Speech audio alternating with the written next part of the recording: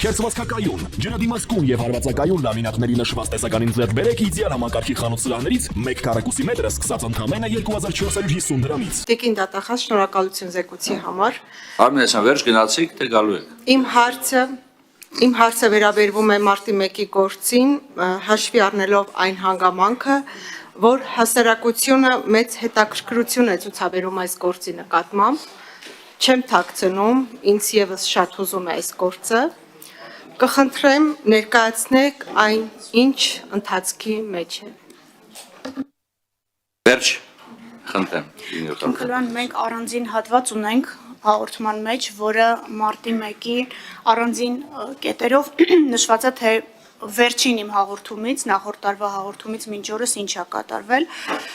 Ուղղակի թվարկեմ, նաև կա հաղորդման մեջ։ Առաջին հերթին Վճռաբեկ դատարանի որոշումը, որը հրապարակվեց, դրա հիման վրա մեղադրանքի իրավական գնահատականի մասը փոփոխվեց, գիտեք, որ Վճռաբեկ դատարանը շատ հստակ սահմաններ էր դրել, իրավական գնահատականի փոփոխման մասով հնարավորություն էր տվել վարույթն իրականացնող նեղություն դատախազությանը, որպեսզի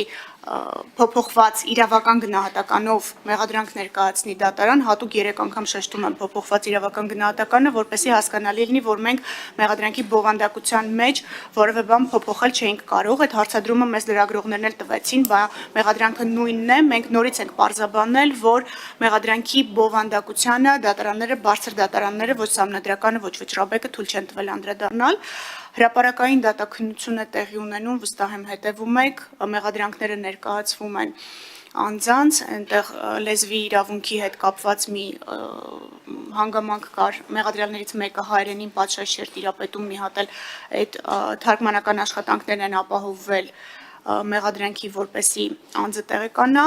ինչ ունենք մենք վարույթով այս պահին, դատարանում ձեզ հետաքրքրող վարույթով, այս պահին հրապարակային դատաքննությամբ, լրատվամիջոցների կողմից ուղիղ եթերով հրապարակվում է, այսինքն դրանից բացի այդ կտորով նոր բան չեմ կարող ասել, բայց միջդատական վարույթում էլ ունենք ինքնուրույն վարույթ,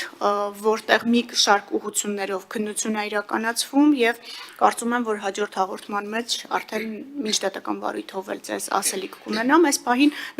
դատարանում գտնվող վարույթն է այն բոլոր մանրամասներով, որը ուղիղ եթերով հրապարակվում է, այդտեղ նորություն չունեմ ասելու։